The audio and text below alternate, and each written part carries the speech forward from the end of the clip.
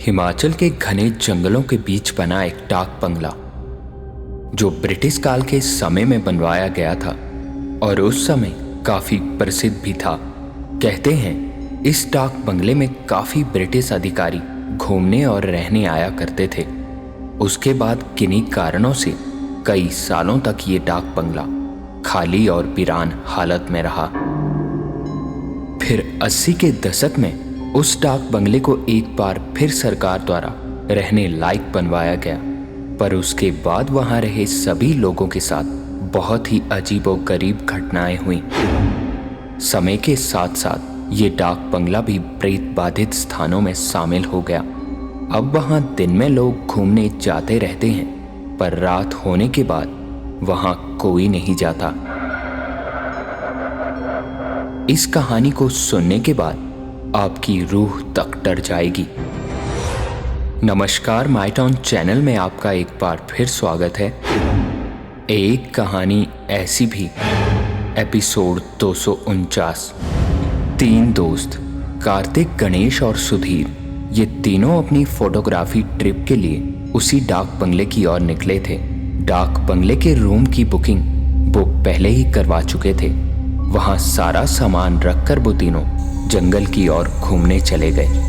जंगल में घूमते घूमते उन तीनों को काफी देर हो चुकी थी।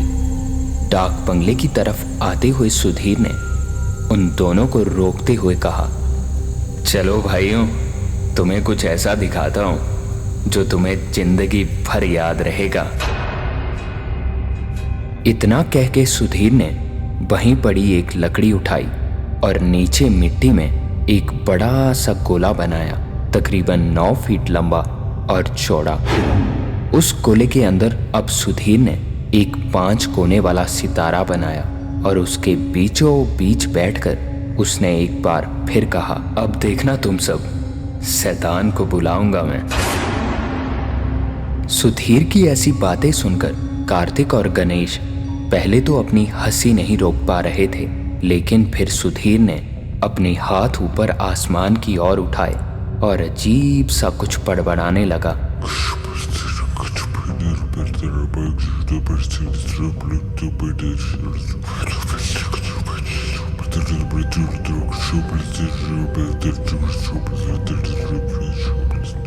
सुधीर देखते ही देखते थोड़ी देर में पागल सा होने लगा। आंखें उसकी उलटने लगी, जैसे बेहोशी सी छाने लगी थी सुधीर पे। तभी अचानक सुधीर जैसे घुटनों के बल ही सो गया था। सर और कंधे उसके झुक गए थे। उसकी आवाज भी अजीब सी बदल चुकी थी और सुधीर हल्की दबी आवाज में किसी गुस्सैल जानवर की तरह गुर्रा रहा था।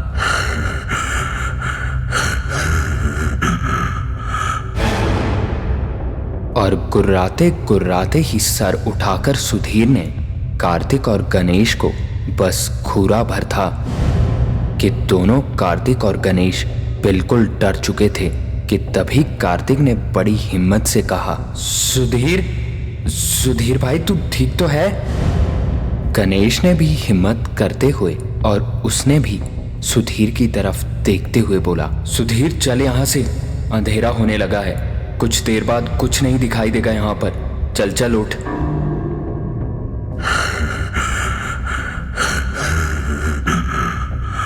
पर सुधीर ने कोई जवाब नहीं दिया उन दोनों की बातों का और बस गुर्राता हुआ खड़ा हुआ।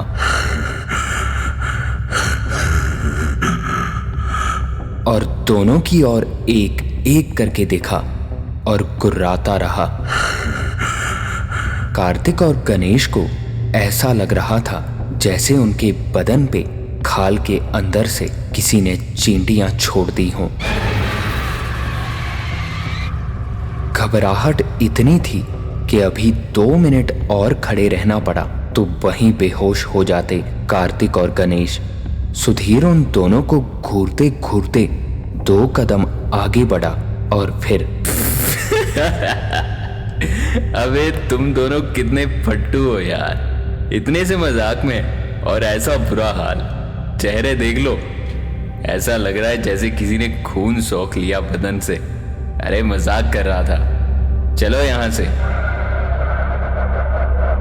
ऐसे मजाक की उम्मीद उन दोनों में से किसी को नहीं थी, इसीलिए दोनों थोड़ा घबरा गए थे। लेकिन सुधीर ने तो मजाक ही किया था, उसे क्या फर्क पड़ता था।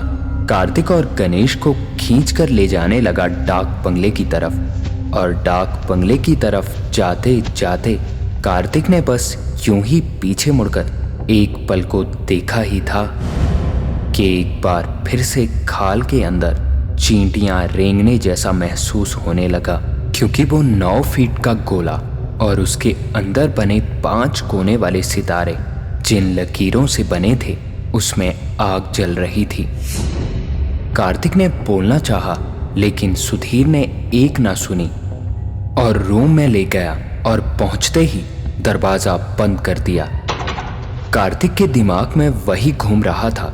वो सीधा कमरे की खिड़की पर पहुंचा और पर्दा हटाकर बाहर झांकने को हुआ ही था तो जो देखा, वो देखने के बाद उसे समझ नहीं आ रहा था कि खुश हुआ जाए या डरा जाए, क्योंकि सामने थोड़ी दूरी पर वो गोला और वो सितारा दोनों दिख रहे थे, पर उस पे आग नहीं थी इस वक्त।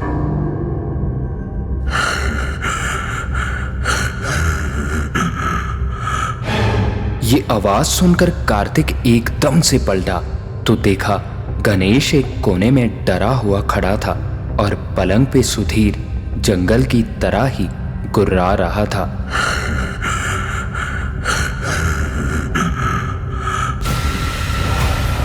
सुधीर एक बार फिर वैसे ही जंगल की तरह आंखें उल्टी किए हुए गुर्रा रहा था। कार्तिक ने गणेश को देखा और फिर हंसते हुए सुधीर से कहा, अबे ओ शैतान के नाना, चल बहुत हुआ तेरा मजाक, हर बार नहीं फंसने वाले हम, समझा। वैसे तू बोले तो तेरे इस शैतान के लिए एक प्लेट चावल बोल दूं। सुधीर ने बैठे बैठे ही हाथों से कार्तिक को करीब बुलाया और कार्तिक भी हंसता हुआ जब पहुंचा तब सुधीर ने एक झटके से उसका कॉलर पकड़कर और करीब खींचकर किसी अलग ही आवाज में उल्टी हुई आंखों से देखता हुआ बोला, मुझे मजाक पसंद नहीं है, समझा तू? तुम्ही तीनों ने बुलाया था मुझे, अब आया हूं तो मजाक लग रहा है। कार्तिक और गणेश को लगा था कि सुधीर फिर मजाक कर रहा है, लेकिन ये देखने और सुनने के बाद कुछ भी देखना बाकी नहीं रहा था। गणेश ने कार्तिक को सुधीर के हाथों से खींचकर अलग किया और दोनों वहां से बाहर भागे। दोनों 10 से 15 सेकंड में उस डाक बंगले के बाहर थे और मन ही मन में बस दुआ कर रहे थे कि जिंदा बचकर निकल पाएं।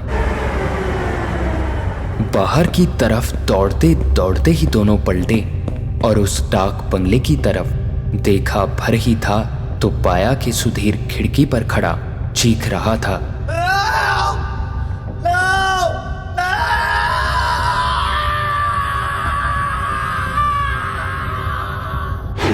कि तभी खिड़की अपने आप बंद हो गई। सुधीर कांच पर हाथ मारता रहा।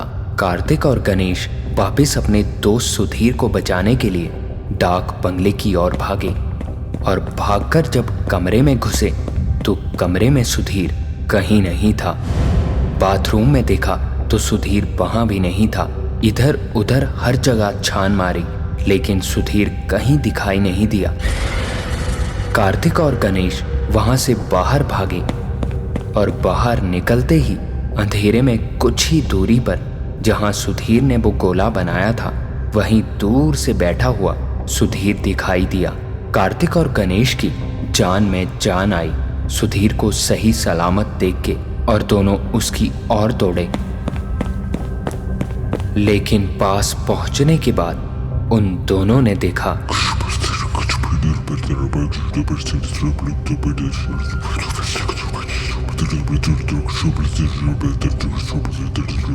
सुधीर उठ, सुधीर भाग यहां से। कार्तिक डरे डरे ये सब बोलता रहा, लेकिन सुधीर हिला तक नहीं। उसकी आंखों की पुतलियां ऊपर चढ़ चुकी थी, हाथ ऊपर आसमान की ओर थे पर आवाज जो सुनाई दे रही थी वो उसकी अपनी तो क्या, किसी भी इंसान की नहीं लग रही थी। सुधीर का ये हाल देखकर गणेश ने अपने गले से अपना त्रिशूल का लॉकेट निकाला और सुधीर के माथे पर रख दिया, और लॉकेट के रखते ही सुधीर का माथा आग में किसी पत्ते की तरह झुलसने लगा।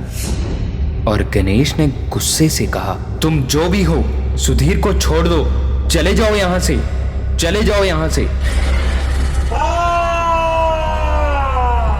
सुधीर चीखा और एक जोरदार धक्का मार के गणेश को दूर फेंक दिया। कार्तिक और गणेश फटी आंखों से सुधीर को देखे जा रहे थे। वो लॉकेट अभी भी सुधीर के माथे से चिपका हुआ था। सुधीर ने कार्तिक और गणेश की तरफ देखा और हंसते हुए कहा,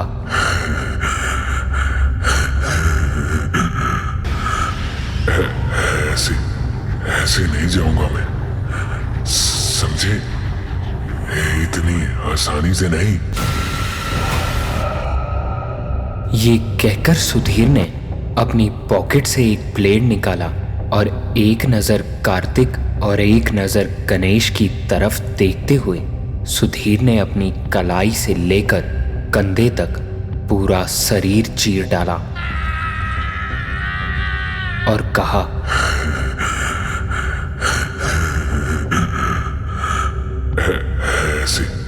ऐसे नहीं जाऊंगा मैं, समझे? इतनी आसानी से नहीं। देखते ही देखते कार्तिक और गणेश के सामने सुधीर बेहोश हो गया।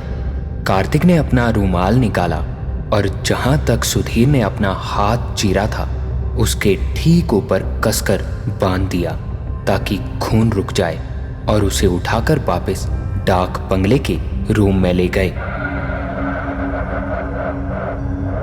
कमरे में वापस पहुंचकर कार्तिक ने सुधीर का बैग खोला तो उसमें एक किताब निकली जिसमें सुधीर के बनाए गोले और उसमें 5 कोने वाले सितारे से शैतान को बुलाने का तरीका लिखा था। और उसी किताब में शैतान को वापस भेजने का तरीका भी लिखा था। इसके लिए उन्हें चाहिए था थोड़ा मोम और एक आईना। आईना तो कमरे में था, उसे निकाल के कार्तिक ने जमीन पर रखा। जंगल में जरूरत पड़ेगी यही सोचकर वो कैंडल का पैकेट भी लाया था जो काम आ ही गया। मोमबत्तियां निकाल के पहले तो उन्हें पिघलाया और फिर उसके 3 गोले बनाकर कार्तिक ने अपना, सुधीर और गणेश का नाम लिखकर उस आईने के चारों ओर रख दिए और फिर जो भी उस किताब में लिखा था उसे धीमी धीमी आवाज में पढ़ना शुरू किया।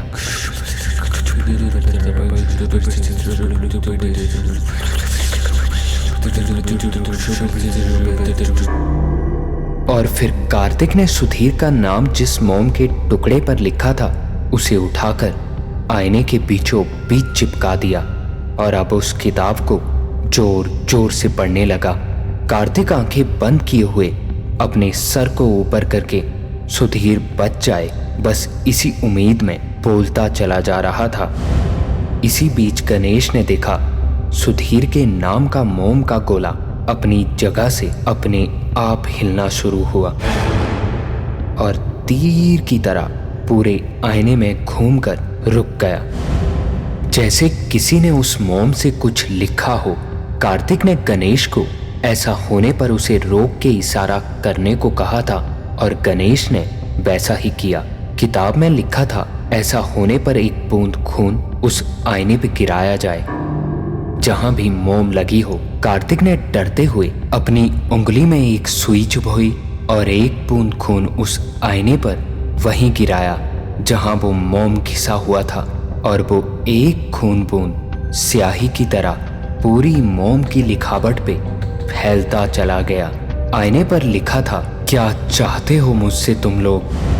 कार्तिक ने ये पढ़ते ही कहा, छोड़ दो हमारे दोस्त को छोड़ दो और चले जाओ यहां से। कार्तिक के इतना कहते ही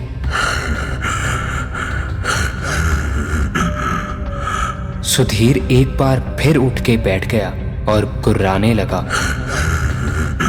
कार्तिक दोबारा चिल्लाया, हमारे दोस्त को छोड़ दो, चले जाओ यहां से। इस पर सुधीर कार्तिक के पीछे बैठे बैठे ही उसी अजीब सी आवाज में बोला,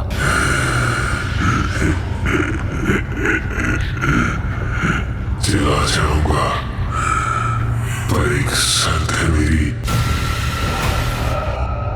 उसका इतना कहना था कि कार्तिक और गणेश दोनों बोल पड़े, जो भी हो हमें मंजूर है, बस सुधीर को छोड़ दो, उसे जाने दो।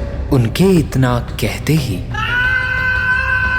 सुधीर के गले से एक भयानक दर्द भरी चीख पूरे जंगल में गूंजी और फिर सुधीर बेहोशी से जागते हुए बोला, अरे तुम दोनों इतना परेशान क्यों लग रहे हो?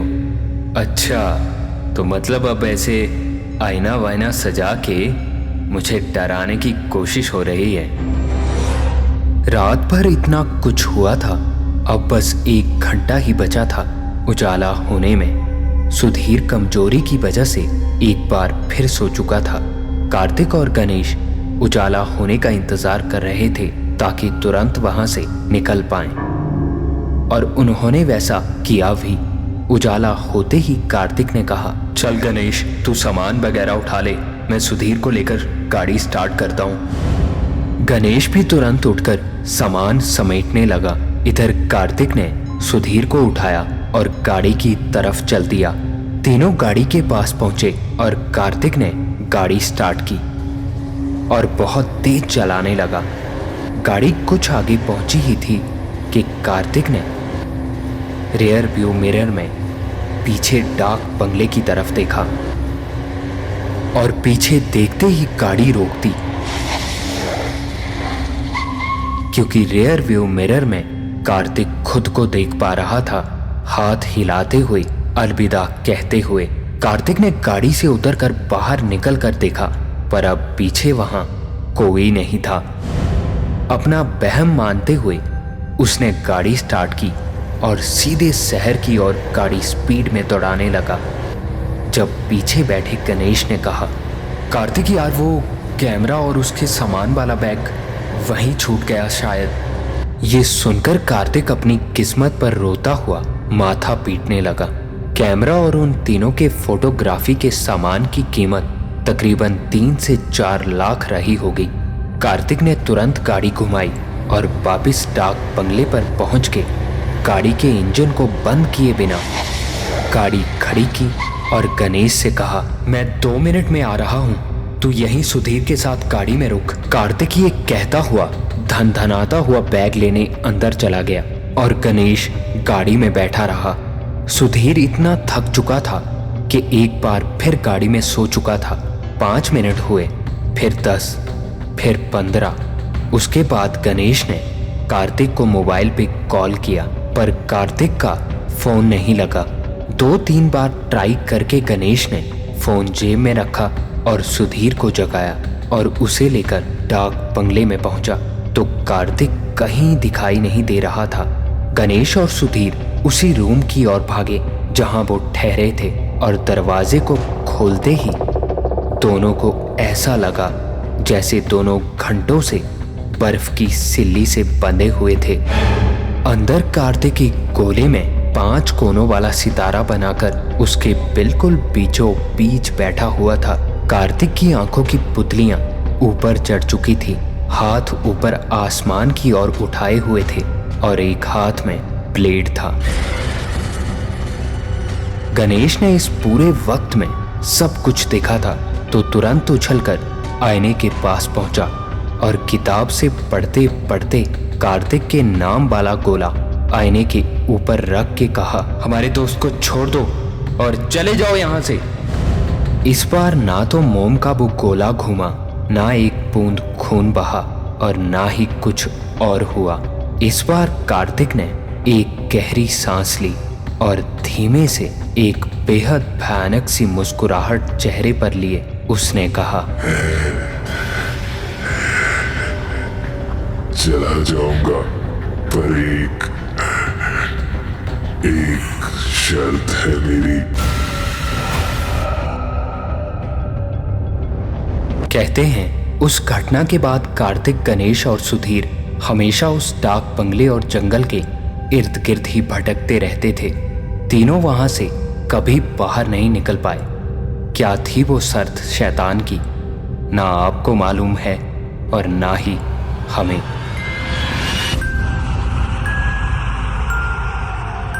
आज इस बात को 16 साल हो चुके हैं। अब उस डाक बंगले और जंगल की तरफ कोई नहीं जाता।